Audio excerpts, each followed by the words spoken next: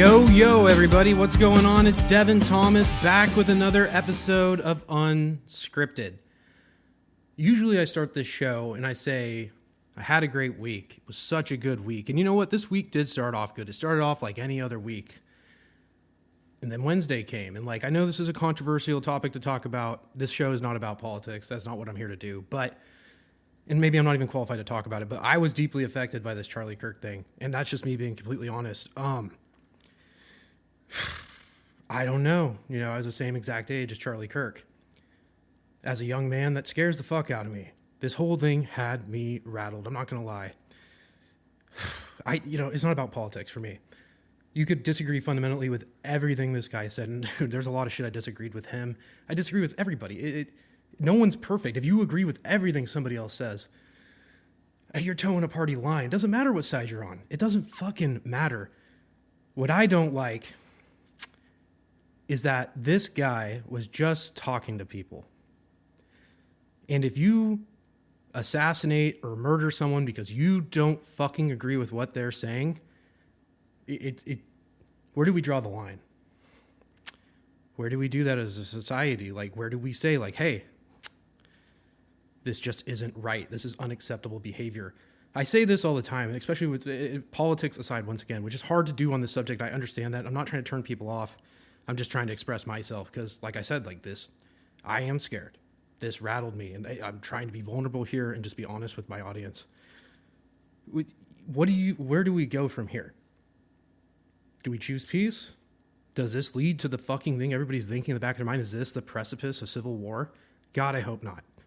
Because I don't think people understand how bad things could get. We live in a great country. Whether you like who's in the fucking White House or not, it doesn't matter. That's just a fucking, some may say it's a puppet or a figure. It's just, dude, I don't live in Washington fucking DC. I'm just a guy. I live in California. I fucking am just living my life. I'm doing this podcast show because I love it. I love talking. I love connecting with people. And I'll tie this all into this. I have been talking for a while about how disconnected I felt from other people. Maybe it was COVID. Maybe it was other things, maybe it was me. But recently, especially doing this podcast, I've gotten so connected with people again. And I feel social, and I feel like talking, and I feel positive, and I feel good about myself and where my life is going. And honestly, I wish I wasn't talking about this because it's fucking just upsetting. It's depressing. It's angering. And not because, and also on this note, I've seen Charlie Kirk's work. It's hard not to see it if you're on fucking TikTok or the internet. He was a massive part of the last election. Love him or hate him, the guy was fucking visible.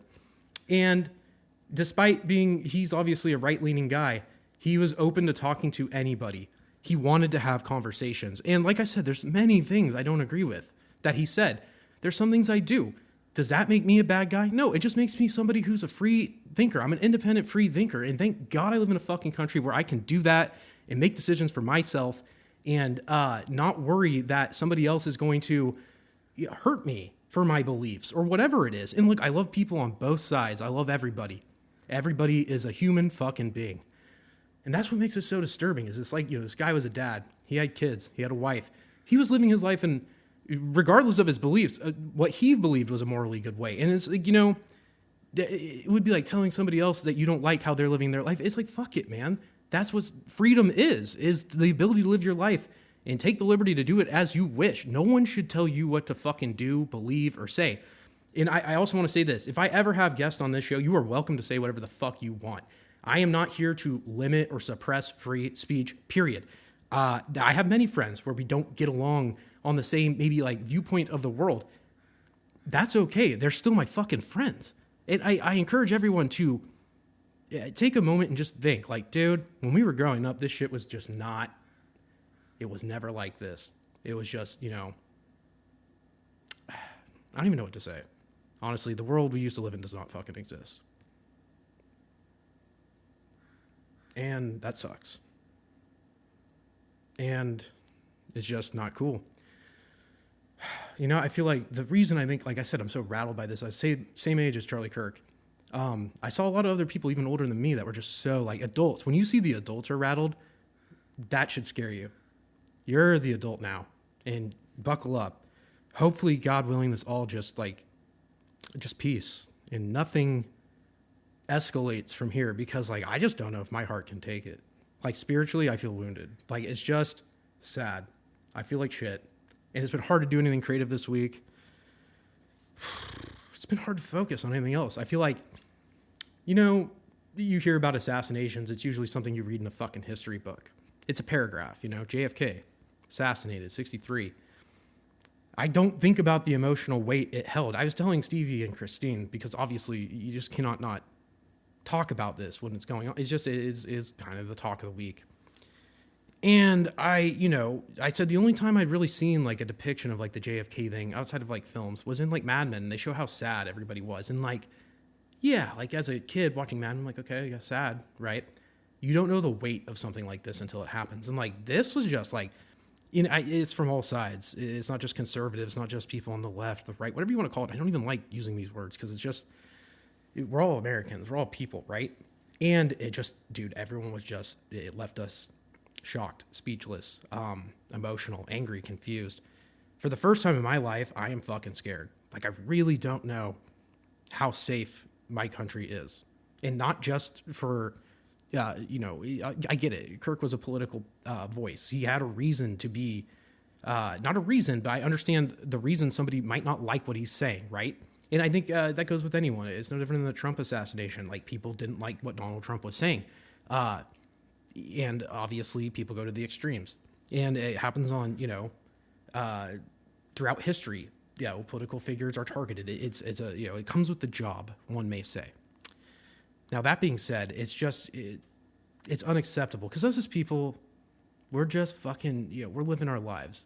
You vote, you do the democratic thing and the constitutional republic to vote for who you want and choose your guy. That's fine. That's how it should be done. When a guy is going around to college campuses and just trying to have civil discourse with people, I told Stevie this too. I said, like, if you told somebody 50 years ago getting in the debate team might get you fucking shot, they'd laugh. Like, the fucking nerds? Come on. I was just watching the show Platonic, and I'm going to talk about that later as well. But, they're dropping their daughter off at, like, a debate tournament out in, like, Palm Springs. I'm thinking, yeah, and they literally say all these guys are so ugly and nerdy. And I'm like, yeah, you guys just shot the biggest, nerdiest guy who, seemed like he lived a pretty innocent life. I think you could judge him for that. And look, it doesn't matter. This was wrong. I'm deeply affected. I don't know. I just feel like my innocence is gone. Like, I've never witnessed something so horrible. And if you saw the video, I'm sorry. Wow. I've seen a lot of bad shit on the internet throughout the years. And like, it's hard not to, and like, movies are fake. This was the most disturbing thing I've ever seen in my life. Like, I remember just reading it on Instagram, like, oh, okay, like, Charlie Kirk got shot. You don't think, like, he got fucking gruesomely massacred in public.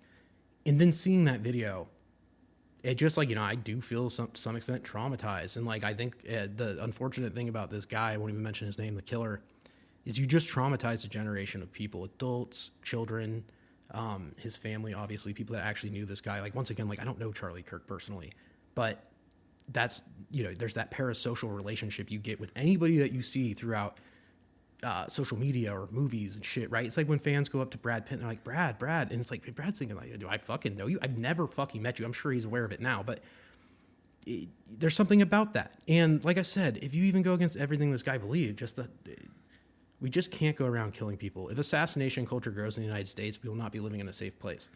And that scares me because, like, I saw Theo Von post, and I love Theo Von. I look up to the guy. I think he's a really great podcast figure. And, he was fucking scared. And he said, a lot of things, like, his job is going out in public and being on stages. And, like, to some extent, like, I aspire to, I don't really talk about it, but I'd love to go and stand up and try that out. I'd love to go and make jokes and have fun and just, laugh. I think laughter is, it's so cheesy. It's fulfilling, dude. It keeps your soul happy. It makes you feel good. It's an endorphin blast. There's nothing like fucking laughing with people and just hanging out. And what happens when you stop liking the comedian's jokes? Are you going to fucking shoot them? And what happens when you don't just like what you're, whoever, your neighbor, your fucking lawyer, your fucking doctor, your fucking dentist? Like, what are we doing? Let's just fucking not. So I don't know. I could go on and on about this. It's been on my mind. And look, I was 50-50 on even fucking talking about this because the show is supposed to be happy and positive. And you know what? I'm going to get right back to that. I just had to say something. You know, I feel like I am a complete free speech advocate. What can I say? I get to talk on here, and I know I'm talking about movies. I'm not talking about politically divisive shit. I don't intend to. This is kind of a one-off for me right now. But like I said, I welcome all. I love all. I hope society heals and we can find peace. This was a terrible thing. I don't care if you hated everything Charlie Kirk said. This was a horrible thing, and you should be, I don't think you should be scared, but if you aren't afraid right now, and if you are, like, I understand, I'm scared too. We'll get through this. Things will be okay. But we gotta just not let this happen ever again. We gotta just stay strong. I encourage people on both sides, just stay calm. Don't do anything bad. Let's just fucking be people and just love each other and do better. That's all I can say. This is the best country in the world. Also, I just want to throw that out there. Whether you fucking hate Donald Trump, whether you fucking hate Kamala Harris or Joe, who cares? It does not get better than this. It doesn't. These guys who wrote this shit all those years ago, these forefathers, they thought about all the caveats.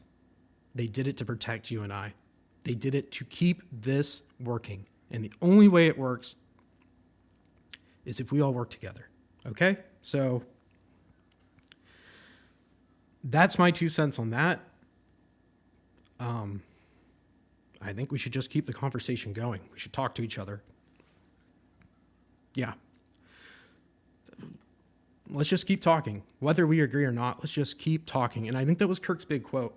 The one that you see, it's all over social media, is like, when we stop talking and discussing the hard ideas, our beliefs, that's when war starts. And like I said, like, let's just talk. You want to come on here and talk? Let's talk. Let's be strong. Let's not be afraid. One last note, this is what I would define as terrorism. I am terrified. A lot of people say it feels like 9/11. I agree. I was very young during 9/11, but I was sentient and conscious enough to remember watching it on TV with my parents and thinking this is really bad because my parents were scared. Like I said, this past week, everything was kind of going. There was the heat politically with the ICE things and other things going on with Israel, Iran, the Palestinian thing, and all these wars need to fucking end. Like I'm not rooting for either side. I just want peace, no more death. Ukraine, Russia, like, let's just stop. And I'm not even trying to delve into these topics. I'm just saying, like, I'm a man of peace. I just want to live my life and have a clean conscience and not worry. Just not worry. I just want to live free and just enjoy my life and go out and have fun and talk and just live a nice life. This really made me rethink a lot of things. Like, I'm doing this legal case right now and I'm just like, fuck it. Like, I think I might just end it. Like, I just spiritually do not have the energy and mental capacity to keep pursuing somebody out of what? Revenge? I was wronged. Somebody did something really awful to me. Financially destroyed my life. I'm back. I'm fine now. But at the time, it hurt me so bad. And I can't in good conscience continue this fight. There's bigger things going on in our life. There's things that are even smaller than that, where it's just that means more to me right now than chasing some fucking buddy around or some guy around for, lost income. It's money. I can make more money. It's renewable resource. You can't bring someone back from the dead. And I think that's what we all need to think about is look, I'm not alone on this. This rattled America. And I think this is an inflection point. A lot of people are saying turning point. I understand that's what Kirk's organization was called. It is a turning point, tipping point. Hopefully not a tipping point, rather a turning point where we all just let's rein it in as a society and just let's just, love each other. It sounds cheesy as fuck, but that's, really all we can do. Yeah, like I said, I'm a little scared, I'm a little rattled, and I just wanted to be 100% honest. That's how I feel. And, like I said, I hope we can all heal. If you did see the video, I'm sorry. No one should ever see this. not, and even in modern society, it's just like, I don't know. One more thing about this. I thought I grew up in a safe place, and I still do to some extent, but like, this will have everyone looking over their shoulder for the rest of their fucking, for a while. I remember after 9/11 being scared to go to the airport. Lightning outside at night, I thought it was bombs, like it was a child's mind, right? It didn't help having that happen, it hurt. And it's funny, it's weird. I was talking about 9/11 like maybe a week or two ago.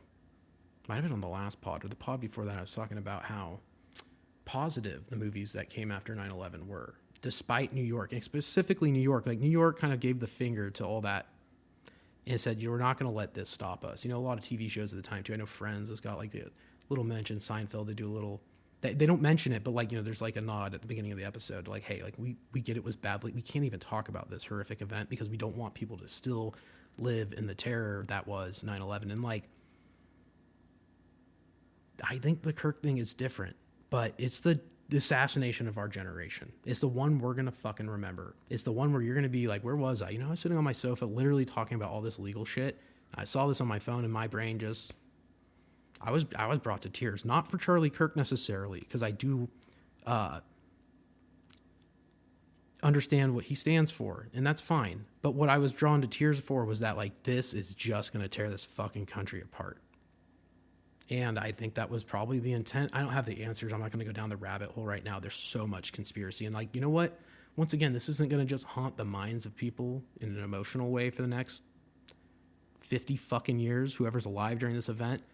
It's just never going to go away. There's going to be so much speculation of who and why. And it's JFK all over again. And just America is so just obsessed with that. And, like, it's just not good for the American psyche. Like, we just need to just move on. We need to get over this in a peaceful and rational way and let's just get back to living our lives. Like I said, love each other, be peaceful. This was disturbing. I obviously I'm talking about it. And like, I'm not trying to fucking win anybody's favor. And my opinion is not to, once again, I don't care if you like what I say or don't like. I'm not here to change minds. I'm just here to really, at the core of this podcast, which I think everyone knows, I'm here to talk about movies, which right now in this past week, like, I will be honest, I feel very silly because I feel like it's art, and it's a selfish art to some extent. And, like, what I'm doing is it's indulgent, sure. And I understand that. And, I just want to be, able to talk and be another guy in the conversation. And, like, yeah, look, I know this one's a little all over the place, and I'll be the first to admit it. And I just, we'll get into movies here.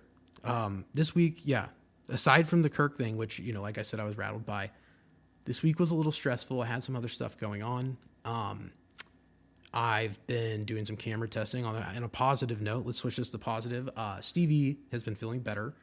We were out at Chamonix on Monday and Tuesday, and then obviously Wednesday. The rest of the week kind of went out the window, but yeah, he was recovering well. He's back on his feet. We've been doing some filming, which has been nice. It's been fun, doing a little editing here and there. Everyone in the house is kind of starting to feel better, like physically. I was a little sick, a little congested. But one second, let me grab a little water. Sorry. Yeah. So anyways, this week was good. Worked a little bit on the script. My mind kind of just, like I said, my mind kind of went blank this week. I was mostly trying to keep my mind preoccupied rather than creating, which is unfortunate, but I got a couple little microphones together for our next podcast watch party, we're getting close to shooting the first pod.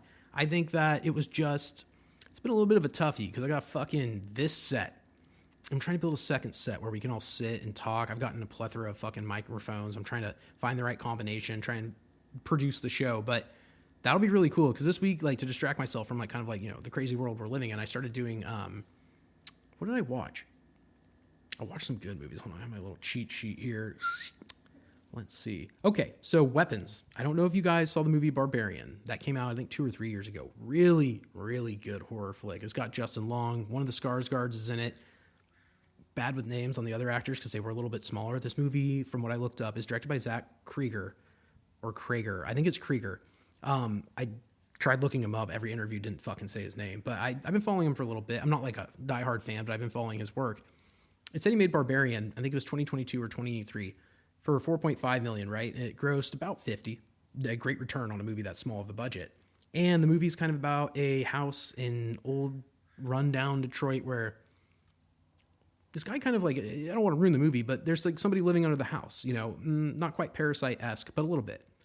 So when you watch it, you're curious as what the fuck's going on here? And it's kind of like the house is an Airbnb for like a movie star that Justin Long plays. And like, anyways, he gets into some heat down in Hollywood and has to come home to sell his rental. But this is after a cold open kind of showing what's happening to the people staying there. So he hasn't been to the property in a while. And when he goes, he's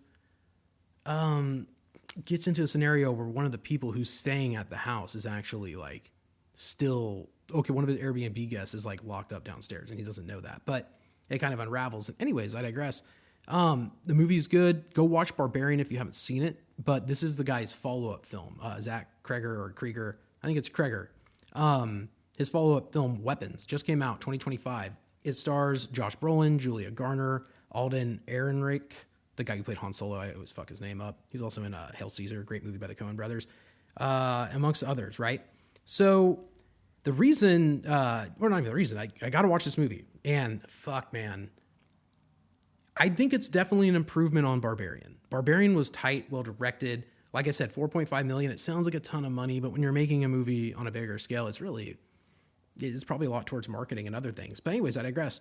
Weapons was Zach Krieger in a more advanced form. You could tell he had more money. I think the budget on this one, I want to say was 40 million, maybe 45. So when you have a budget that is that ample, you have more time. I think that's the main thing you get. You get more time. You have time to set up shots, set up dollies, set up the equipment. The equipment's not cheap. You got to rent that shit out. I don't know about you. A JL Fisher dolly is 2,000 pounds. You're going to have a truck to bring it. When you're making a movie on that scale, and he's obviously scaling up, right? This is a studio picture. I think it was neon. It was neon. So he's doing a fucking neon flick. Bigger scale. He's got big stars in it. Brolin, Garner. These are the... these elements that you attach naturally bring a standard on production. So with that being said, I feel like he did hit higher marks in regards to that. It was really fucking good. Really fucking good. You know, it has a nice cold open with kind of like a voiceover that introduces the story. And then it just leads up to like the moment that you need to see that really like sets off the rest of the story. And then it kind of goes into chapters where each character, you kind of see it from their POV leading up to the event. I'm trying to be vague here intentionally because I want you to watch this movie and I want you to experience like I did. And even on Watch Party, I think we'll go a little bit deeper into plot, just, forewarning. But besides the point, Weapons was Krieger in a much tighter writer-director capacity. The shots were, it's funny, we were watching it, and it's not really too different than what I do as a director. We all kind of said, right, this kind of looks like how you film. I'm like, yeah, no, I agree. But I saw where, like, even I, from a production standpoint, could have improved. I could have been like, oh, you know what? If I had that slider or that dolly, I could have done that shot because I'm already doing it, but I'm just walking with the camera, holding it. And I'm like, okay, like, it's just funny. I watch movies highly from a production standpoint, but I still myself get swept up in the magic of the film. Every time.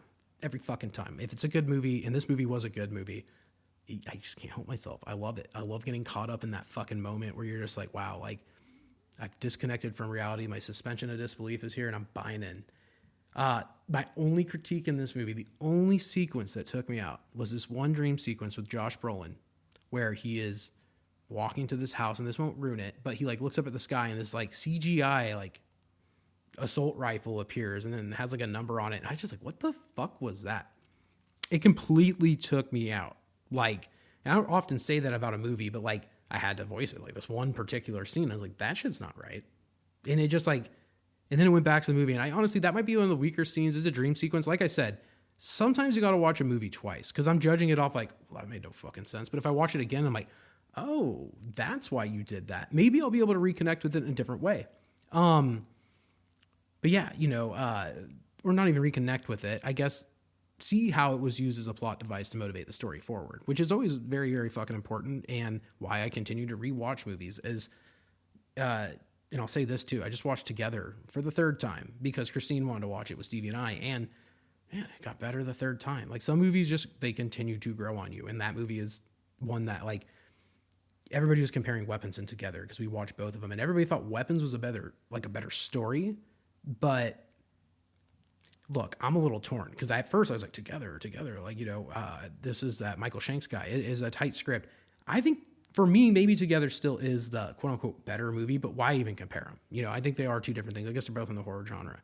But what Michael Shanks did and what Zach Cregger did are two different things. Cregger tells a very methodical story, in my opinion, whereas Together had nice like vagueness to it where there's ambiguity of like what's really going on and why, which I think is very classic horror. And on the other note, that Weapons is a very modern horror film.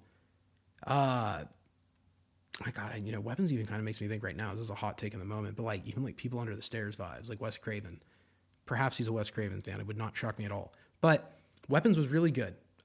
If you haven't seen it, I highly suggest you do see it. There is also a nice little cameo from Justin Long in there, which shows like when a director brings someone back, even for like one scene, it shows there's a respect level and like maybe a brotherhood between them. Like, hey man, like I really loved the movie we made last time. Even if you can't be in this thing as like the star, come on to set. Like we got a role for you. And like, I'll tell you one thing about this business. It's a lot about who you know. Who the fuck do you know making a movie? Like for me, I'm making movies. So like people come to me all the time and they're like, oh, I'd love to be in a movie or do that or like whatever. I'm like, you would be fucking surprised. The older you get, and like, I'm not gonna say like the less friends you have, but the more your friends' lives become their lives and not, this collective when you're youthful and everybody's hanging out and, free time is easy to get. People are harder to get to show up. And unless you're paying or you're getting a pro, that's sometimes the case. So when somebody does volunteer their time up with no expectations, cost, fees, etc., man, like it's probably the easiest way to get into something if you're really serious about being in a movie or whatever, and sometimes like even just paying your own way just a little bit will go so far. And I've done a lot of work for free in the past, and whether I agree with that or not, I think you should always get paid if you're good at something. Excuse me. But besides the point, yeah, if you want to be in a movie, and I know I'm using the Justin Long reference here with Cregger, yeah, just, offer yourself up. People put you in shit, I've gotten a lot of like opportunity just by offering or just by being available. So just a little food for thought. The next movie I watched that I want to talk about, and on that note, Weapons 2025, great fucking flick. If you are looking for a movie to watch that is entertaining, scary, it was actually fucking scary too. And I'll say that same thing about Together. These last two horror flicks I've watched have been actually scary, with the exception of Pete Davidson's The Home, which was not very scary. And honestly, like I watched it again, unfortunately, with Stevie, and it was worse the second time. So I can't recommend this film, but love Pete Davidson. That being said, The Weapons, really good. You can tell Zach Cregger's an evolving director from what he did on Barbarian to what he did on this.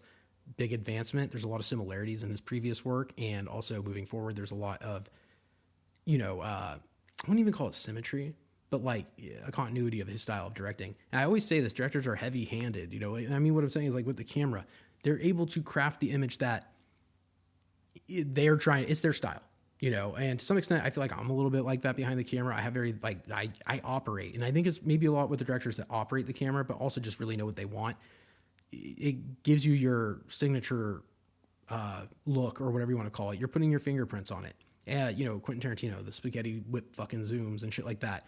It shows that is a Tarantino movie through and through. So that being said, yeah, something to think about. I think Zach Cregger is definitely a director to watch. This last movie also, I think it made like $400 million against 45. So like, or maybe it was like 250 million. I don't remember. I don't have the numbers in front of me, but okay, look, 4.5 on fucking Barbarian returning 40 or 50. It's a great return. When he scales up and he makes a scalable gross, that's really what it takes to make it in this business. And I'm not saying this is all numbers. You got to make something good. And he is making something good, but he's also bringing investors, producers, studios, whoever's making these movies, a return.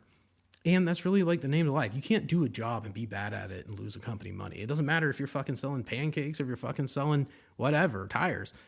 You gotta fucking make money. It's part of the game. They don't want to bet on a losing horse. You wouldn't keep betting on a horse that fucking loses every race of the track, right? So like, that's the reality of it. And I think that sets him up for a great future. So Zach Cregger, director to keep an eye on. Highly suggest Weapons. And if you haven't seen it, I think Barbarian's still on the United States Netflix. So go and take a watch. The next movie I watched, I actually just finished it up this morning, was Friendship. This movie is directed by Andrew DeYoung. I guess he did Pen 15 and Shrill. And the cast was Tim Robinson, Paul Rudd, Kate Mara. Look, I've seen Tim Robinson around a lot.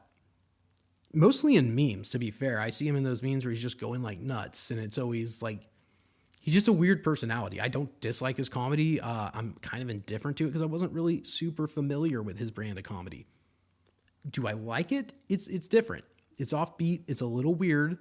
Not really sure what to think about him. Paul Rudd, consistent, always good. Kate Mara, I've loved her. God, I think the first thing I saw her in may have been House of Cards. Maybe I'm wrong in that. I'm pretty sure I'm not. But yeah, so I'm familiar with the cast, with the exception of Tim Robinson, outside of just seeing him on the internet. But yeah, I think Tim's a funny guy. The movie was good. It was a weird movie.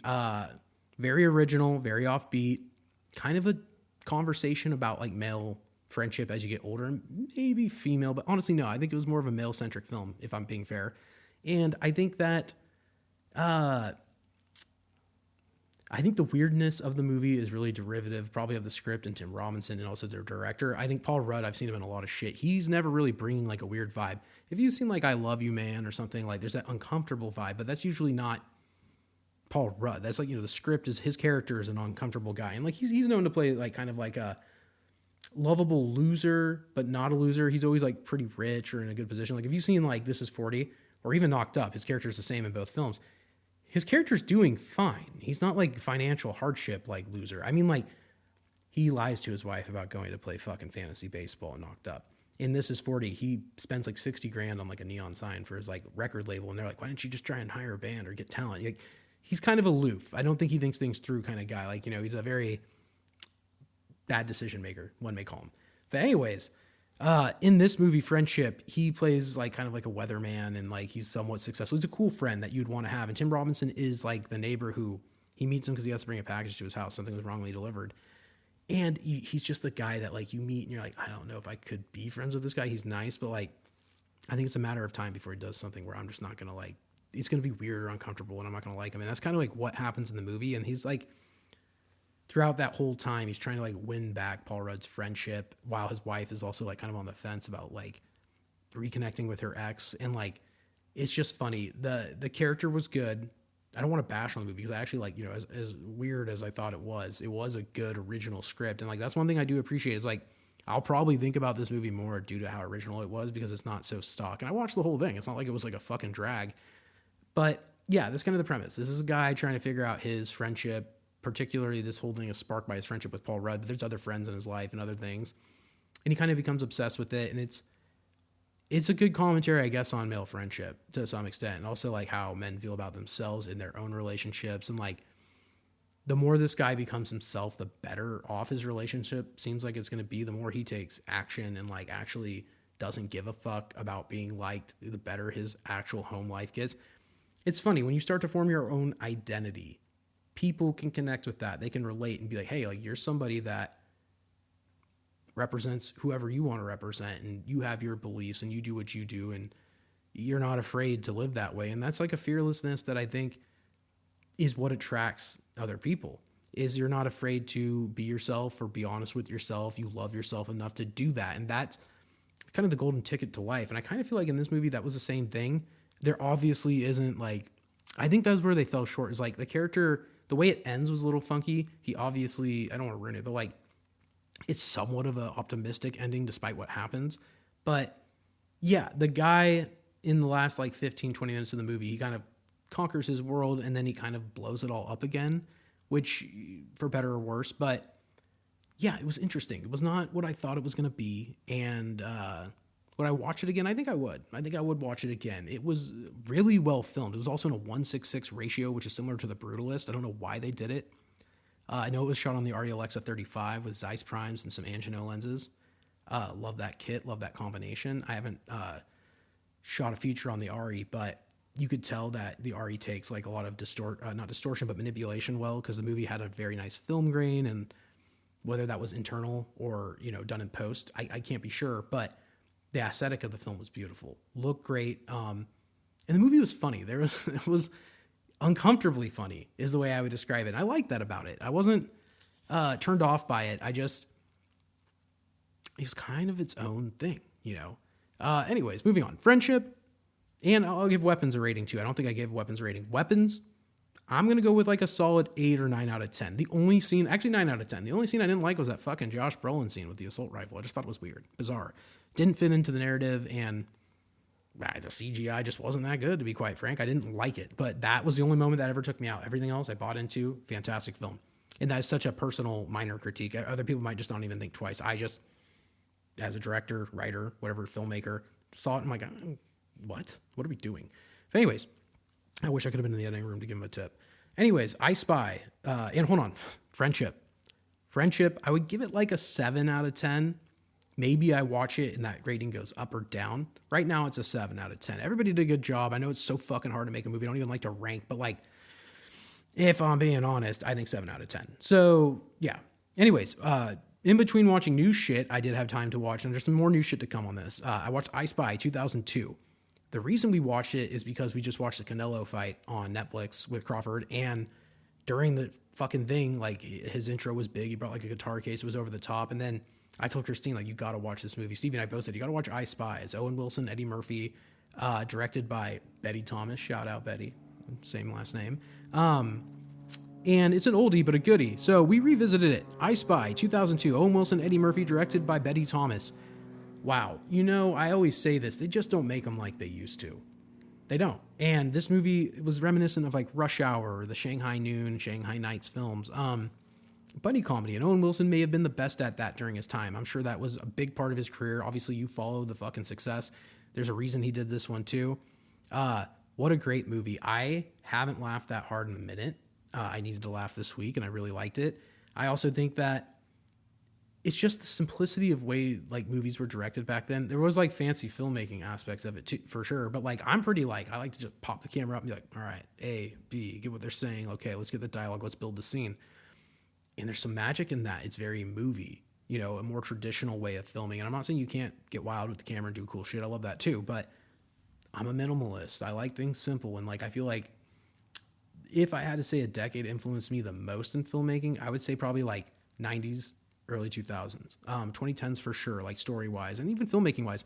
I would say from like 1990 to 2010 or 2015, that, you know, 25-year period was when and it's probably because that was when I was a kid, probably curated the most of my film taste in terms of directing style.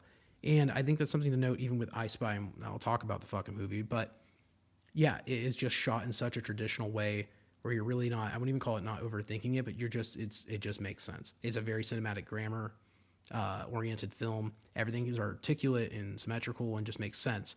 So that being said, yeah, I Spy. If you haven't seen it, it's about Owen Wilson. He's like a CIA agent. I think called like BNS, some other fucking 3-letter, you know, government organization. But yeah, he's on a mission to track down this ship that's invisible. And it's new technology, like an invisible stealth bomber, right? So anyways, he gets this guy who tells him where it's going to be, and the guy gets killed, of course, in the first scene. And then it cuts to Eddie Murphy, and he's this fucking prize fighter named Kelly Robinson. And like, I think Owen Wilson's line in the movie is, this guy's a born jerk. And like, absolutely, like the way this character acts. Eddie Murphy, by the way, is so good at playing the asshole. It's great. You know, also, it's funny, this movie was shot around probably the time Shrek was coming out, so I could hear Donkey the whole time I was watching it, and like, God, Eddie Murphy, what a talent. He just is so funny, and this is actually the first time I've watched this movie in a while where I was like, he's definitely just riffing. This is improv. There's just, you can't script some shit, and I thought that was really cool, because this is a big budget movie, and yeah. Anyways, Eddie Murphy's the prize fighter, Owen Wilson's the agent. They need him to go undercover with Eddie Murphy's character. Owen Wilson has to go undercover with Eddie Murphy's character because it's their only way into this auction for this fucking missing stealth bomber, right? And it's the invisible technology that makes it so valuable. So they infiltrate, and they kind of, that's the premise, is they're pursuing that. I won't give it away if you haven't seen it. 2002, you've had time to see it, but besides the point, it's a buddy action movie that I think stands the test of time. These movies were just so well made. It wasn't just, it was almost multi-genre. There was the drama, there was the action, there was the comedy, there was the actual moments that felt heavy. And I think that's something that's missing maybe from modern cinema, is when you do something funny or parody, it just feels like you just like, they've sucked out all the realistic drama.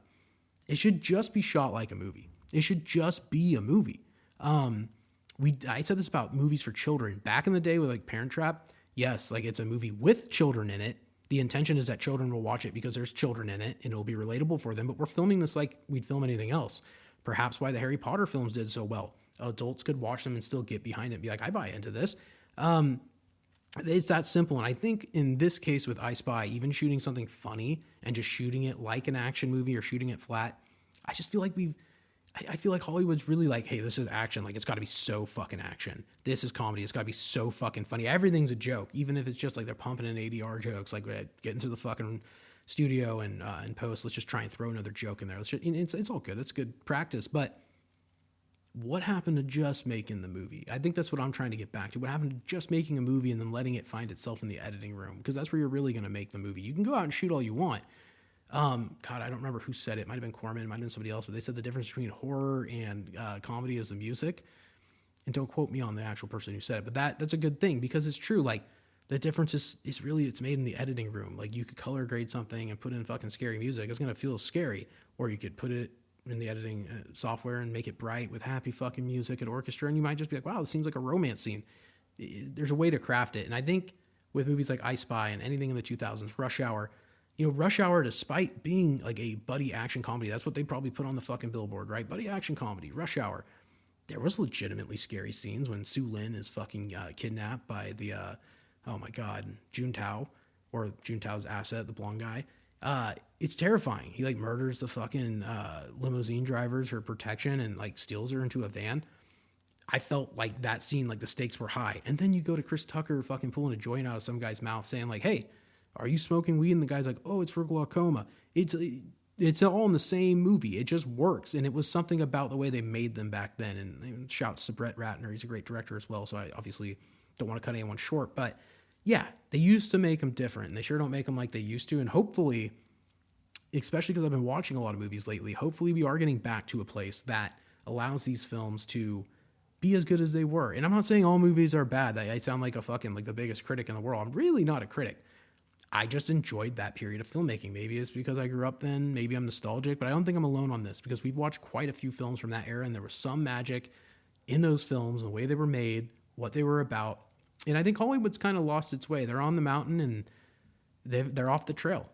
And I think lately, I've been seeing a lot of new names too. So maybe they're letting the fucking indie guys in. There's like new talent like Shanks or fucking Cregger, or Cregger, whatever his name is, that are coming in. But yeah, it seems like it's long overdue. I think it's time for some new talent. I think it's time for some new direction in Hollywood. And also, I don't know if you've seen, but Ellison's making a bid for Warner's now, which has a lot of people freaked out because I think he's going to own so much of the town and so much of the media. But I just hope, and I said this about him, he's a billionaire, sure, but like he goes to bed at night, he probably does the same shit you and I do, just with a lot more money in his bank account. Watches a movie, watches a show. Hopefully he's doing it for love of the game, which is all we can hope for.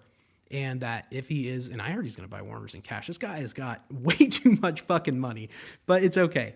I can't hate on him for that. Some people live a very blessed life financially, and that is what it is. Can't, only aspire to be greater yourself. But man, if this guy's going to be putting up a cash bid for Warner Brothers, it's just insane. Like, so much money has gone into Hollywood this week out of his bank account. And we'll see how that all pans out. But I'm hoping that, he unleashes the fucking gates and lets all this content come out and just, Hollywood's about to explode in a different way. I've been saying this since the beginning of the year, like, where is Hollywood? Hollywood isn't a place anymore. Maybe. I know a lot of productions have left. I even saw like Georgia productions have left, yada, yada, yada. But I saw Netflix. This was an interesting thing I saw Netflix is going to try and get into the podcast space because their biggest competitor is YouTube. And I've been saying this for a while.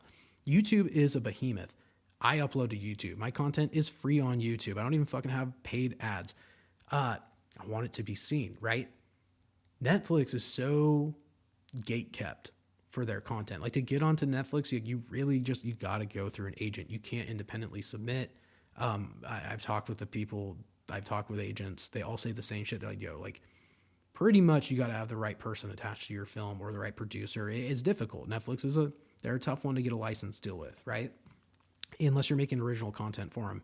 In the era of just fucking signing everybody and making something for the fuck of it, it's done. Like, that ship has sailed.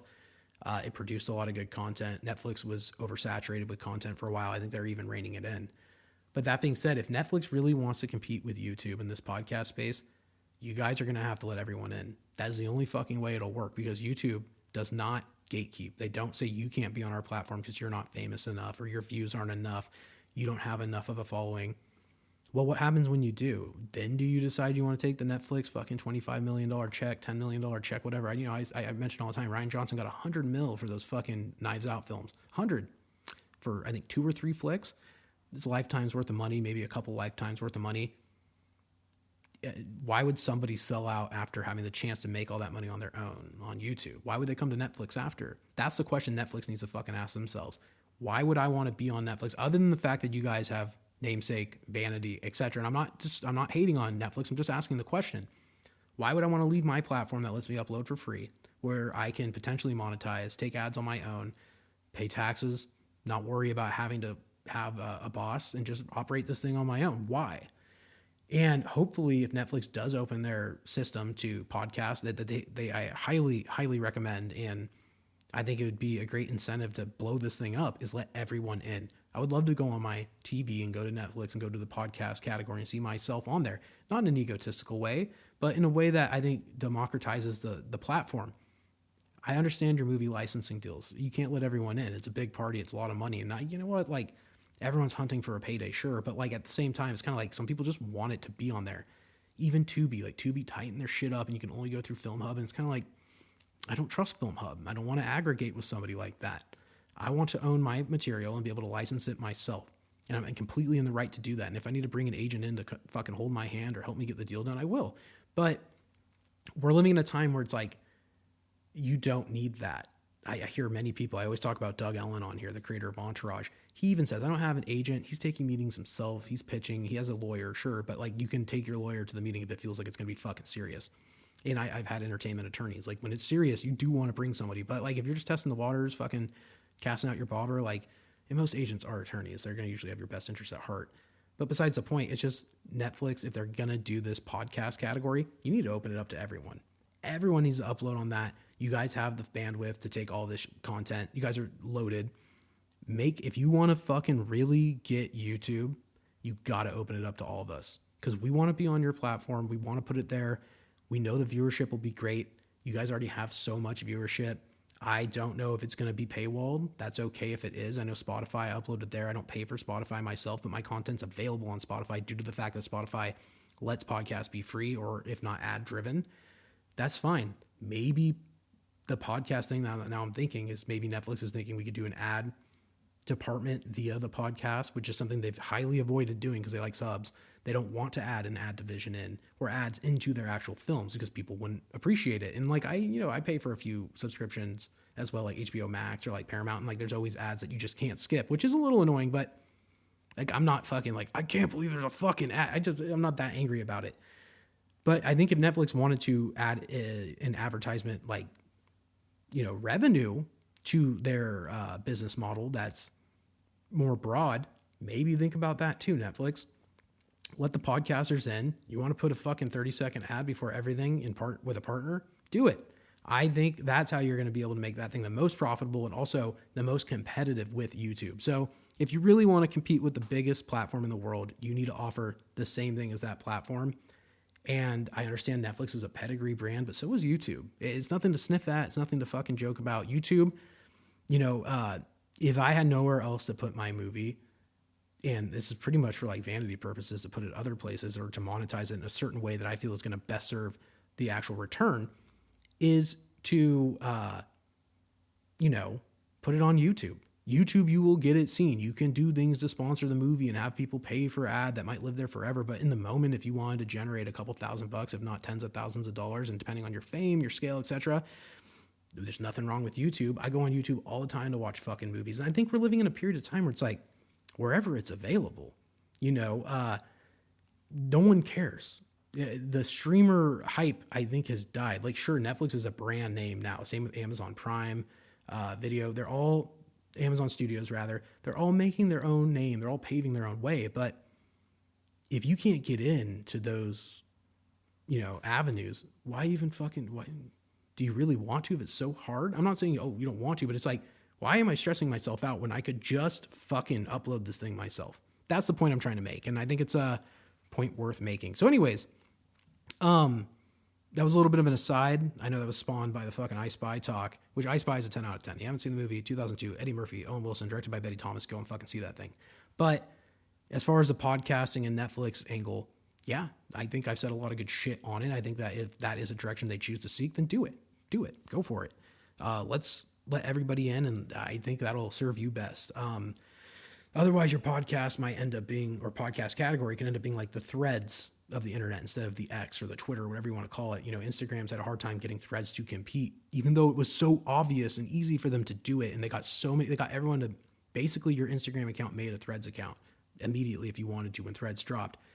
And I think that's kind of like Netflix, their podcasting could be really good. But if you have like 5 fucking podcasters, like you buy Theo, Joe, and fucking whoever the fuck, the top 10 guys in the world, it might not be enough. It might not be enough to get people to like get excited about it. And I think you guys don't need more branding, like brand recognition. Everyone knows what the fuck Netflix is. TVs come with it. Controllers say it on there. But if you really want to get the audience I think you're looking for in attracting, you need to let everyone in. Because everybody and their fucking mother is going to be watching whoever they know on that show that they're making. And that's going to drive your viewership up so fucking big. Billions of fucking minutes a day will be streamed if you let everyone in. That's just my 2 cents. I digress. Moving on. Seth Rogen had quite a big week. I don't know if you guys saw the Emmys. I'll get into that in a minute, but actually I'll talk about the Emmys now. Seth Rogen swept at the fucking Emmys. I have it listed here. Not only did they win, this is 77th Emmys, right? Seth Rogen's TV series, The Studio, which I talked about very fondly on here earlier in the year when it came out. It premiered on Apple TV. I think Sony Pictures may have produced the film. First award, Outstanding Comedy Series. I think that was a general award for everyone, including Seth. 2, Outstanding Lead Actor, Seth Rogen. Outstanding Directing, Seth Rogen. Outstanding Writing, Rogen and Team. I heard Seth Rogen's quote. He said, "I'm embarrassed at how good this makes me feel." Or how happy this makes me feel. And it's so Seth Rogen to say. And look, I think it's well fucking deserved. I honestly think Seth Rogen is a filmmaker one of the better filmmakers of our time. I know he's primarily comedic, but like that doesn't make his work any less important or hold as much weight. His critiques on Hollywood were so on point. A lot of people say it was reminiscent of Entourage. I think they're 2 totally different things. But I do think that the commentary it makes about the town is very similar. Hollywood's a weird place. It's a wild place. And you're going to meet people you don't agree with. You're going to work with people that you fucking can't control. It's a funny business because you're working so close with people and there's so much personality involved, but everybody's there for the same thing. And everybody just wants it to be good at the end of the day. Like there's no like, there's going to be arguing. Movie sets are crazy. There's so much shit. And like, even after we made P-Nights, people are like, wow, you guys are all still friends. You're not hating each other. And it's like, no, because those arguments and shit, we're mature enough to have arguments on set and disagreements on set and fucking yell at each other and shit. And I'm not saying that's appropriate. I'm saying it happens. You get driven to that point sometimes because it's just not working or you're frustrated, and it's okay. It's very human. It happens. If anybody tells you that doesn't happen, they're fucking lying. And 2, it's human. That does not make it a precedent to set on set, and I have been embarrassed by how I've acted, even if it's not that outrageous. I don't like getting driven to that place at all. So I get it, but like I think The Studio really showcased that, like disagreements producer with the artist or insecurities of the talent or this or that. They just nailed it, and it was such a fun show. If you have not seen The Studio, please go watch it. It's on Apple TV. The season 2 is already greenlit. If you have any interest in fucking Hollywood and the business at all, highly watch that. And also, shout out Doug Ellen again. If you have not seen Entourage, it's a little older. It was 04. I think the movie came out in 2015. So, like, it's not completely old news to go back and watch it. But it's, if you like Hollywood and you want the inside baseball look at how the business works, I highly encourage you to go and watch that. If you haven't yet, you're kind of depraving yourself of, like, a really good opportunity to see a little bit more brass tacks, the stars out of your eyes look, but also with like the wish fulfillment shit that is the stars in your eyes, if that makes sense. Big fan of both shows. The Studio hit, swept at the fucking Emmys. I'm really happy for Seth Rogen. Congratulations. I think, you know, it's awesome. You're a hardworking fucking dude. You make good shit. And his content, I'll be fucking honest, his movies, I don't even like to call it content. His work, his body of work has inspired me to, you know, try and get into this business as much as like, just giving me a lot of peace of mind through hard times. One of my favorite movies, which might be in poor taste in relationship to the Kirk thing, but was The Interview, where Seth Rogen and James Franco go to North Korea with the intent of assassinating Kim Jong-un. And the movie becomes a little bit of a moral dilemma between the two characters, as well as just that movie's really ahead of its time. And I know that movie was highly suppressed when it came out due to like fear over North Korea actually attacking the United States. It got pulled from theaters, had to be VOD, and then eventually theaters put it back in. It was a bit of a mess. And honestly, I think in Seth Rogen's autobiography, he mentions how disappointing it was because he really thought it was his best movie and his best work.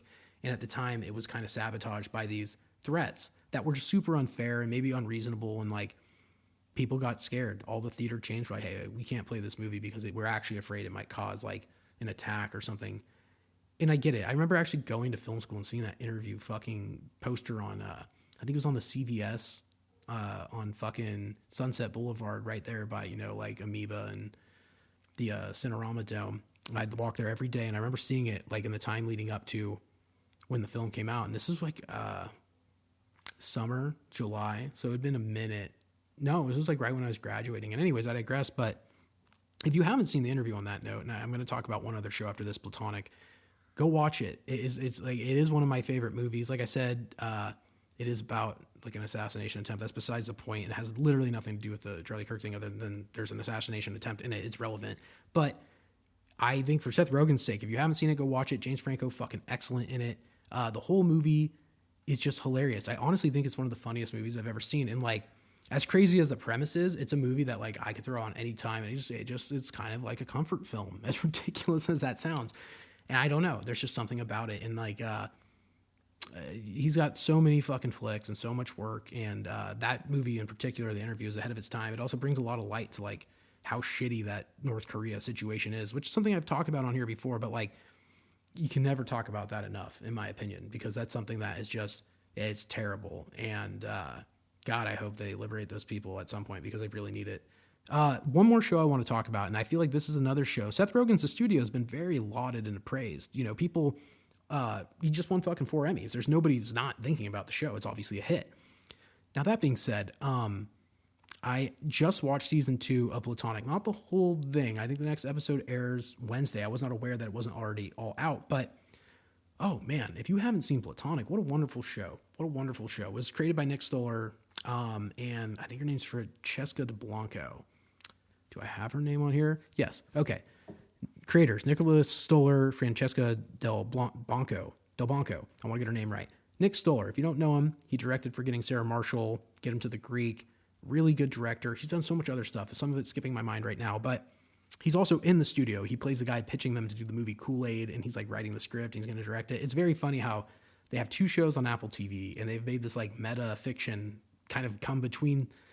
Nick Stoller plays himself in The Studio, so he's not fictional, but like Seth Rogen's playing the fucking leader or the head of the studio, and it's just funny and very meta how they've weaved Platonic and The Studio together in their own way, and it's just fun. I just love that shit about Hollywood. It's just like, yeah, these guys are all boys. They all know each other. Everybody's having a good time. Hey, you want to be in my thing? Hey, I think we can make this like kind of like weird connection through this where you play yourself, and like, I just like that shit. It's like the movie This Is the End, and obviously I love all these fucking guys' movies. It's so fun because it blends fiction with reality. Like Danny McBride is playing Danny McBride, but he's playing like the fucking alter ego persona of Danny McBride in that movie. And like, it just feels like a blending of fiction and reality that makes it real, which is something Entourage did really well too. And anyways, I digress. Nicholas Stoller, Francesca Del Banco, starring Seth Rogen, Rose Byrne. Wow. If you haven't seen Platonic, I think it's one of the most exciting and interesting shows on TV right now because it shows a very modern friendship between like a guy and a girl who, I guess they've had a long history. But on top of that, it also like reflects like legitimate marriage problems, friendship problems, business problems, life problems. You know, the show is truly just about life, and it's very modern. Like I said, I think there's something attractive about that. I think you can identify with Seth Rogen's character a lot, and I can identify with Rose Byrne's character a lot as well. Even though she is, you know, the woman lead, there's things about her friendship with Seth Rogen, and then also like vice versa, that they're relatable and universal, and they're not just like truths just for men or women, which is important to note. But yeah, the show is basically about Rose Byrne. Her name in the show is Sylvia, and Will, Seth Rogen, are friends. Will and Sylvia, they're friends. Been friends for years. In the first season, Will is getting divorced from his current wife, or just got out of a divorce, and Sylvia is married with kids, and it's been a while since they've hung out. But anyways, they reconnect and they kind of start hanging out again, and they go out and they do all the friend shit. Like, you know, let's go get stoned. Let's go get drunk. Will owns a bar. Season 1, I won't ruin the plot, but like, these characters, you watch their lives change, and going into season 2, they did a continuation of season 1, and it feels very like fluid and very accurate to like what you'd imagine. Not even what you'd imagine, but it just feels real. And I have to say, like, for a show that's episodes about 25, 30 minutes, it went by too fast. I could already go back and watch it again because I just like, it was one sitting pretty much. I just binged it with Stevie, and we both loved the show, loved the vibe, loved the aesthetic. Nick Stoller and Francesca Del Banco, they're just really good. They direct the majority of the show as well as the co-creators and co-writers. I can't say enough good about this show. 10 out of 10 already for sure. But if you're looking for something that's just really like, it's lighthearted, but also plays on the emotional notes of like friendship, relationship things, I highly suggest it. If you are a fan of Forgetting Sarah Marshall or Get Into the Greek, I highly suggest it. I really think you should just go watch it. Apple TV has been churning out some of the best shows on TV, and they're very, there's another show on their stick with Owen Wilson. I got to watch it. My buddy Anthony told me it's really good, but they're really selective about how much content they put out, which I think is probably a prudent strategy due to the fact that at Netflix, they were just pumping out volume. There is a sense of quality over quantity that I think is very important to keep in mind when you're creating. I would love to do a podcast every day of the week, but I feel like it wouldn't only burn me out, but it would burn my audience out. And there wouldn't even be enough time to clip it. So I'm taking that Apple approach even with the podcast shit. And I think that they're very smart and they're very on top of like how they release content and make content. And I think that's something that's so important, But anyways, Platonic, really good. The Studio, if you haven't seen it, go back and give it a rewatch. Seth Rogen, very talented guy. He makes great shit. And honestly, it's the type of shit that like, at the end of the day, like that's what I'm going to probably throw on. I love the serious flicks. I love watching the deep fucking cuts. I love the crazy horror, but there's something comforting about watching something that just makes you laugh and smile and have a good time. And I think we all need that. And I think it's probably a good place to end. I'm looking at the clock here. I'm way fucking over how long I would usually talk, but yeah. And on that note, look, guys, that's about all I got. I know that's my finishing line, and it is. I think I spoke my piece. I hope we can just move on and get back to talking about movies and just have fun conversations here. So my name's Devin Thomas. This is another episode of Unscripted. I'll talk to you guys all next week.